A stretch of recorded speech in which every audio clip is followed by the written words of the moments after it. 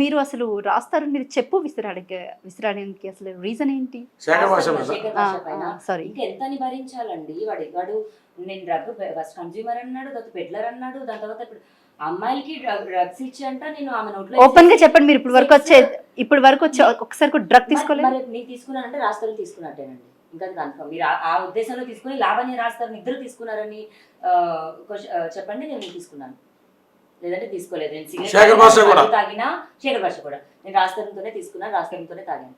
రాస్తారం లేకుండా నాకు ఏ అలవాటు లేదు. నేను చేయలేదు. అండ్ ఇప్పుడు నేను నా కుక్క పిల్ల నా కొడుకు అస్కి వాడి పేరు, వాడికి కూడా ఐ లవ్ యూ చెప్పాను. రాస్తారు వాళ్ళ అత్త అని ఎవరో ఆవిడ వచ్చారు, ఈమె మనుషులతో సంసారం చేయదు కుక్కలతో సంసారం చేసుకుంటారు టైటిల్. కుక్క నాకు అర్థం కాల అంటే ఏది పడితే అది చాలా చెండాలంగా పెట్టారు సార్, చాలా చెండాలంగా పెట్టారు. కుక్కలతో సంసారం అది కూడా మనం టీవీ అనుకుంటా కదా, మనం టీవీ క్లోజ్ చేయమండి. చాలా ఏం చేస్తారో చేతనం చేసుకోమనండి. ఎన్ని రోజులు మాడతారో మాడమనండి. నీరు పళ్ళ వెరుగు నిజం దేవుడు ఎరుగు. ఇక్కడ మనం దేవుడు అని నమ్మేటువంటిది ఓన్లీ చట్టాలని న్యాయ వ్యవస్థ. ఈ అమ్మాయి క్యారెక్టర్ని అసాసినేట్ చేసి చూపించి ఈ అమ్మాయికి సిగరెట్ అలవాటు ఉంది, మందు అలవాటు ఉంది, అబ్యూజింగ్గా మాట్లాడుతుంది కాబట్టి ఈ పిల్ల పరిగణించి పట్ల జరిగినటువంటి అన్యాయం నల్లిఫై అయిపోతుందా? మిమ్మల్ని అడుగుతున్నారు. నా దగ్గర ఎవరో ప్రాస్టిట్యూట్ ఉంటుంది, పింపింగ్ కాదు, పింపింగ్ నేరం. ఆ అమ్మాయి శరీరం అమ్ముకుంటుంది డబ్బుల కోసం. తన ఆర్థిక పరిస్థితి బాగోక కడుపు కింద ఉన్న భాగం, కడుపు పైన ఉన్న భాగం, కడుపు నింపుకోవడానికి అమ్ముకుంటుంది. ఆ అమ్మాయి దగ్గరికి ఎవడో విటుడు వెళ్ళాడు, ఒక 5,000 ఇచ్చాడు. ఆ అమ్మాయికి ఎందుకు అతను తాగొచ్చాడు, అతని పద్ధతి నచ్చలేదు, వెళ్ళిపోమంది. నువ్వు ఈ వృత్తిలో ఉన్నావు కాబట్టి నన్ను వెళ్ళిపోమంటావు, కొట్టి ఆ పిల్లని రేప్ చేశాడు. అగెనెస్ట్ హర్ వీళ్ళు అతను ఆ శరీరాన్ని అనుభవించాడు. సో ఇండియన్ పీనల్ కోడ్ ప్రకారం 376 అతనికి అప్పలే అవుతుందా? అవుదా? అదేంటిది ఆవిడ ప్రాస్టిట్యూట్గా, మరి ఆవిడ కాంటాక్ట్ బాగాలేదుగా. ఆవిడ పట్ల రేప్ చేస్తే శేఖర్ భాష ప్రాస్టిట్యూట్ అయినా అమ్మాయి అయినా లేడీ అయినా ఎవరైనా కూడా ఇష్టం లేకుండా ఒక మగాడు చెయ్యేస్తే అది తప్పే, అది తప్పే. అది నేనైనా కూడా తప్పే. ఇప్పుడు కేసు బి, అదే ప్రాస్టిట్యూట్ని పెళ్లి చేసుకుంటాను, నీకు కొత్త జీవితం ఇస్తాను, మనందరం కలిసి వేరే చోటకి వెళ్ళి బతుకుదాం నమ్మించి తీసుకెళ్ళి నమ్మించి మోసం చేయడు. ఓ 2-3 సంవత్సరాలు చేశాడు, నమ్మించి మోసం చేయడు. అదేంటది మరి గతంలో పిల్ల ప్రాస్టిట్యూట్ గా ఆ పిల్ల మోసపోవడానికి అన్ని రకాల నక్కులు ఉన్నాయి. నీకు అన్ని తెలిసి నువ్వు వచ్చి చెప్పడం తప్పు కాదా? అది ఇప్పుడు ఈ అమ్మాయి విషయంలోనేమో ఈ తీరులన్నీ మార్చేస్తున్నారు. సిగరెట్ అలవాటు ఉంది కాబట్టి వదిలేసి అన్నారు, మందు అలవాటు ఉంది కాబట్టి వదిలేసి అన్నారు. ఉన్నాయో లేదా డిబేట్ చేద్దాం. నిన్న కూడా ఒక రికార్డింగ్ రిలీజ్ అయితే ఈ ప్రీతి ఇది కింద కమెంట్లో శేఖర్ భాష గారి టీము చూసారా లైటర్ సౌండ్ వస్తుంది అంట. ఊరే అక్కడ జరుగుతున్న కన్వర్సేషన్ ఏంటి, మీకు ఏ సౌండ్ వినపడ్డది ఏంటిది? సో మేబీ ఇంటర్వ్యూ కింద కూడా శేఖర్ భాషకి సంబంధించి అయినా శేఖర్ భాష నాకు కూడా కొంచెం మంచి ఫ్రెండ్ అని చెప్పుకోవచ్చు. నేను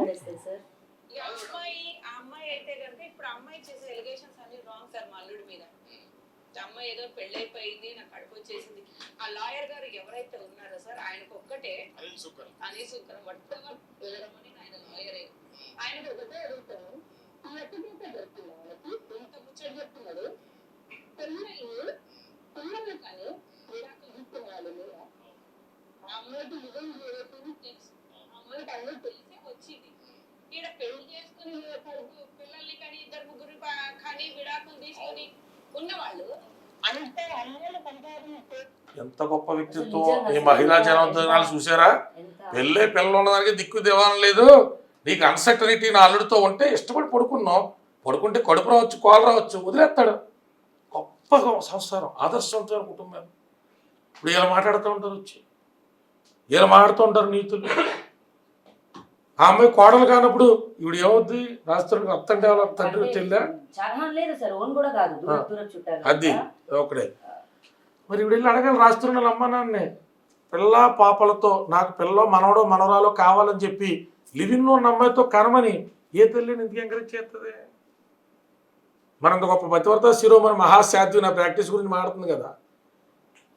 అంటే సినిమా ట్విస్టులకు మించినటువంటి ట్విస్టుల్లో ఒక ఆడపిల్లని అభాగ్యాలను చేసి వాళ్ళ నాన్నగారు కిరాణా షాప్లో అడుగుతారమ్మా, వాళ్ళు నాకు ఇచ్చేసి కోట్ల రూపాయలు ఏముంటుంది వెళ్ళి విడిపోతామని క్లోజర్ ఎక్కడ ఇచ్చారు సార్? విడిపోతామని క్లోజర్ ఇప్పుడు మీ ఇద్దరికి పెళ్ళైన విషయం మీ పేరెంట్స్ కి తెలుసా? థర్డ్ మంత్ నుంచే తెలుసు. ఓకే, ఇంకా చాలా ఉన్నాయని చెప్తున్నానమ్మ. పురుషుని కాన్ఫిడెంట్ గాను ఎప్పుడెప్పుడు నాన్నగారు ఏమేమి ఆస్తులు అమ్మి పట్టుకొచ్చాడు, డబ్బులు ఇచ్చారో, కరోనాలో ఎప్పుడైతే బండిలో డబ్బులు పట్టుకొచ్చి అల్లుడికి ఇచ్చారో, ఇద్దరు కలిసి ఏమేమి డ్యాన్సులు చేశారో, 70 lakhs వరకు ఇచ్చాము మేము రాజ్కి.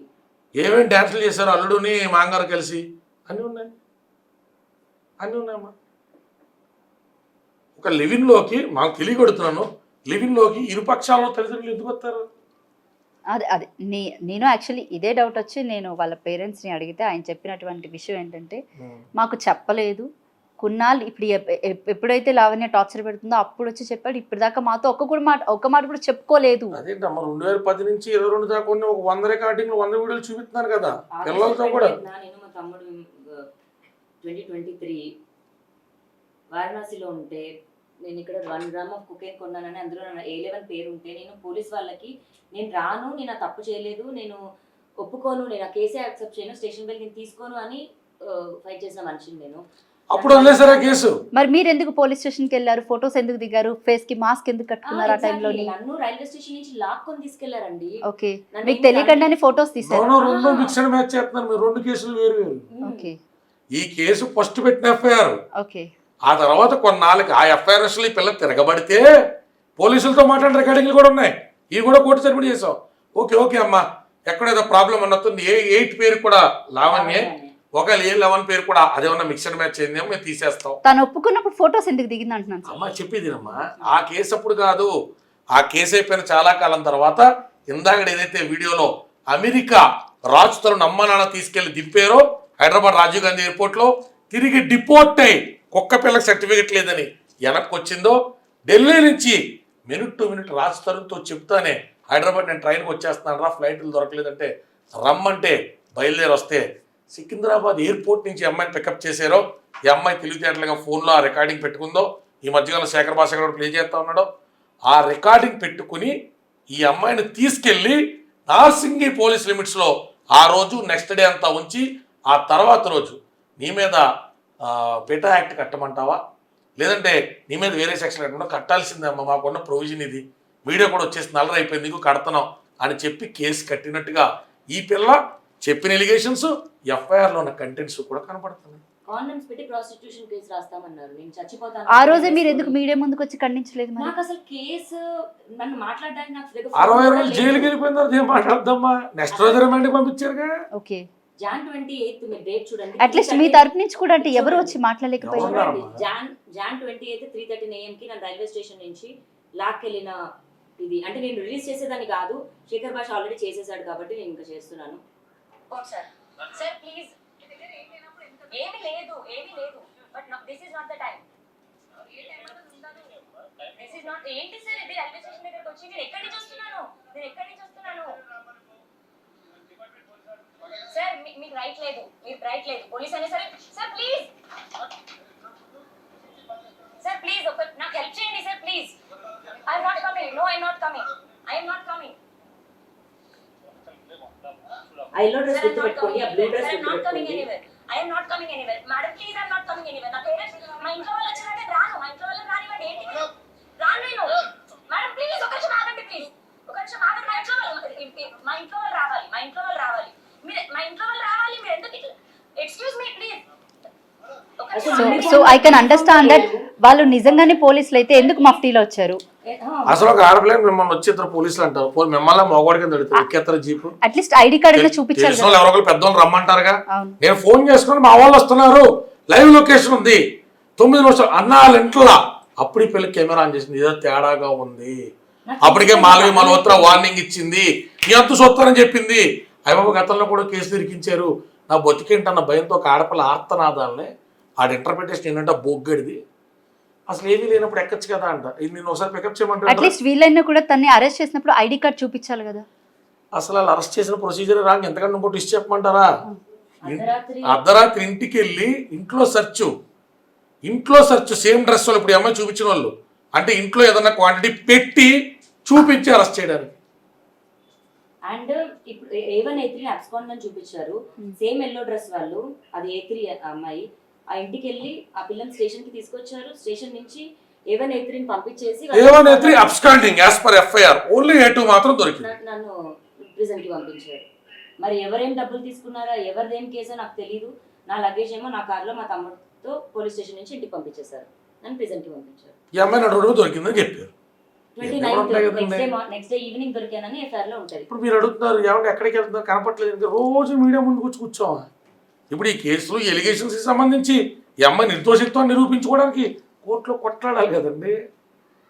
రోజా బోగ్గాడు వచ్చి కూర్చుని ఆడ బోగ్ ఎలిగేషన్స్ మాడుతూ ఉంటే రోజు రిప్లై కూర్చున్నాం. ఆఫీసర్స్ కెమెరా ఉందని చూసి ఎలా వచ్చేస్తారు? మరి ఏమైనా పెడదాం అనుకున్నారా లేకపోతే ఏం చేద్దాం అనుకున్నారు? ఇది ఎప్పుడు రికార్డింగ్ అండి ఇది? దాని ముందు రోజే అండి. వాళ్ళని ఆల్రెడీ పిక్ చేశారు, నన్ను ఏటుగా పెట్టారు, వాళ్ళు నడుచుకోండి అని రాసేసారు. అర్థమైందా? ట్విస్ట్ ప్లాట్ అర్థమైందండి. అర్థమైంది. అదే డేట్ మరి నా ఎఫ్ఐఆర్ లో 29th అని ఉంటుంది. సీసీ కెమెరాలో డేట్ మనం అయితే ఎడిట్ చేయం కదండి. Right sir. అంటే ఒక ఆడపిల్లను వదిలించుకోవాలన్న ప్రాసెస్ లో ఇంత తతంగం క్రియేట్ చేయాల్సిన అవసరం నీకు ఎందుకు వచ్చింది? మొత్తానికి ఒక సినిమాని అయితే తలపిస్తుంది లావణ్య కేసు అయితే ఖచ్చితంగా నా చూస్తుంటే. జీవితం అన్నది ఒక్క మనిషి పైన ఎంత చేస్తున్నారు. దుర్మార్గం. చాలా దుర్మార్గం. అవును. ఎంతమందా ఒక్క ఆడపిల్ల మీద దాడా? ఆ పిల్లకి ఉన్న భయంకరమైన పొలిటికల్ బ్యాక్గ్రౌండ్ ఉందా? భయంకరమైన ఫైనాన్షియల్ బ్యాక్గ్రౌండ్ ఉందా? మాఫియా అంటే ఈ బొగ్గడి మీద అటాక్ చేస్తుందండి, జోల్పాలగడి మీద ఏమైనా అటాక్ చేస్తుంది? ఈ పిల్లని టచ్ చేస్తే వెనకాతల మాఫియా బ్యాక్గ్రౌండ్ ఉన్నది అన్న ప్రొజెక్షన్ చేస్తే సామాన్యుడు కన్ఫ్యూజ్ అయిపోతారు కదా. అయ్య బాబా ఎంత చెడ్డదో, ఎంత చెడ్డదాంతో కాపురం చేస్తారా, రాష్ట్రం వదిలేయడం ధర్మం ఉందనేటువంటి ఫీలింగ్ కల్పించారు.